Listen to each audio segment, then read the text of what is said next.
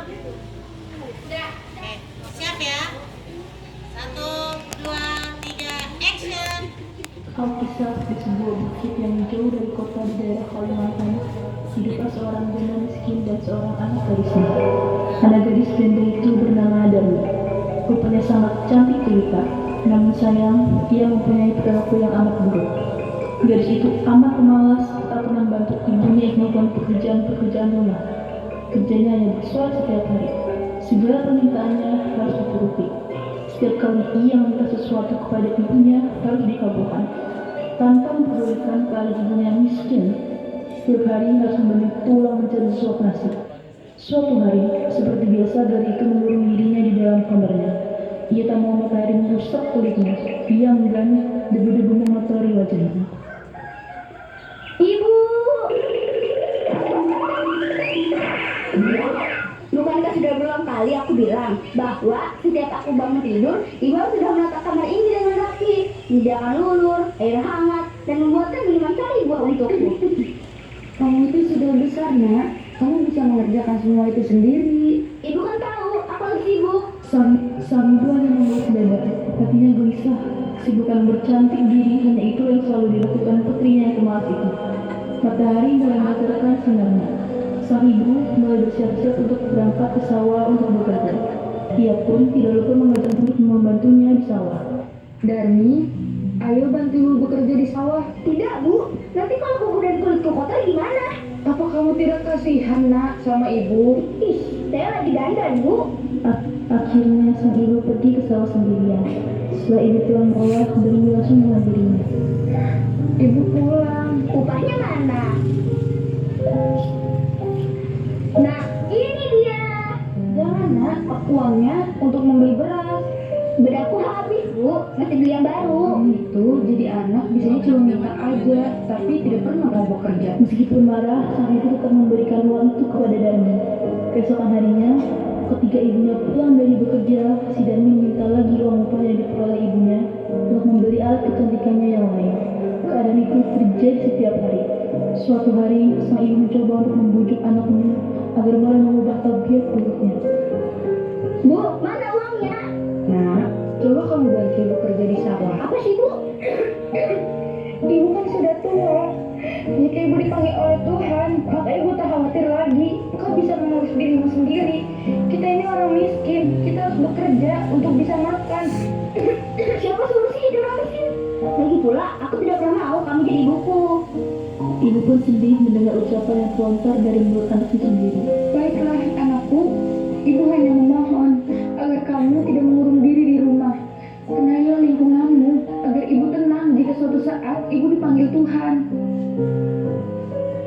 Hari berganti hari. Akhirnya, sang anak mau menuruti kehendak ibunya. Ia tidak keberatan untuk kemanapun bersama sang ibu. Tapi anaknya ini mengajukan sebuah syarat bahwa ibunya tidak diperbolehkan untuk mengakui bahwa ia adalah ibunya di depan umum. Sebagai seorang ibu, tentu hatinya teriris mendengar hal itu. Namun sang ibu pun menyetujuinya.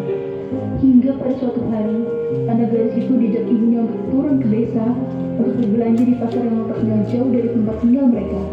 Anak gadis itu berjalan melenggang dengan memakai pakaian yang bagus dan bersorak agar orang di jalan yang melihatnya akan mengagumi kecantikannya. Ketika mereka memasuki desa, orang-orang desa memandangi mereka. Mereka begitu terpesona melihat kecantikan anak gadis itu, terutama para pemuda yang tak puas-puasan memandang wajah gadis itu. Namun, ketika melihat orang yang berjalan di belakang gadis itu, sungguh kontras keadaannya. Hal itu membuat orang bertanya-tanya. Coba lihat wanita itu, cantik sekali kan? Iya benar, wanita itu bagai bidadari surga. Elok parasnya, tak sanggup aku menahan untuk menatap keindahannya. Iya ya, bahkan wanita itu lebih cantik daripada bunga mawar. Rasanya aku tertarik untuk mengenalnya. Tapi yang di belakangnya itu siapa?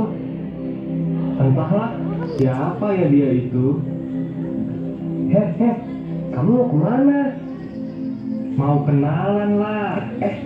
Aku ikut. Murti, kamu lihat tidak wanita tua yang di belakang gadis cantik itu? Iya kak, aku melihatnya. Kasian ya. Sungguh sangat kasihan ya. Siapakah dia? Sambil membawa keranjang belanjaan di belakang ikan itu. Apakah mungkin dia itu? Jangan berpikir yang macam-macam. Gak boleh. Menduga itu tidak baik. Iya baiklah kak. Hai cantik, siapa yang berjalan di belakangmu itu? Apakah dia itu ibumu? Bukan. Dia itu muda. Hai manis, yakin dia bukan ibumu? Bukan. Sudah aku bilang, dia itu muda. Pergi sana. Ya ampun, jangan begitu. Iya, hargai orang lain lah. Walaupun itu budakmu, tapi dia juga manusia. Alangkah terlukanya sang ibu mendengar itu. Hatinya menangis. Dan ia benar-benar tak berdaya menahan sakit hatinya. Ia berbisik dan memohon kepada Tuhan. Akhirnya, si ibu pun berdoa. Ya Tuhan, hamba tak kuat menahan hinaan ini. Anak kandung hamba begitu teganya memperlakukan diri hamba sedemikian rupa. Ya Tuhan, hukumlah anak durhaka ini.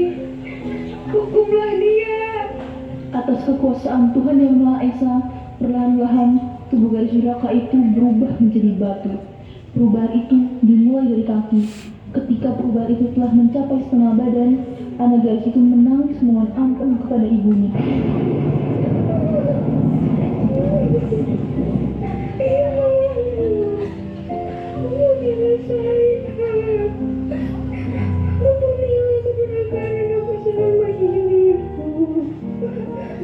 Maafkan ibu nak. Ibu. Anak gadis itu terus mendatap dan menangis mohon ampun kepada ibunya. Akan tetapi semua telah terlambat. Seluruh tubuh gadis itu akhirnya berubah menjadi batu. Sekalipun menjadi batu, namun orang dapat melihat bahwa kedua matanya masih mengeluarkan air mata hingga saat ini, seperti sedang menangis. Oleh karena itu, batu yang berasal dari gadis yang mendapat kudukan ibunya itu disebut batu menangis.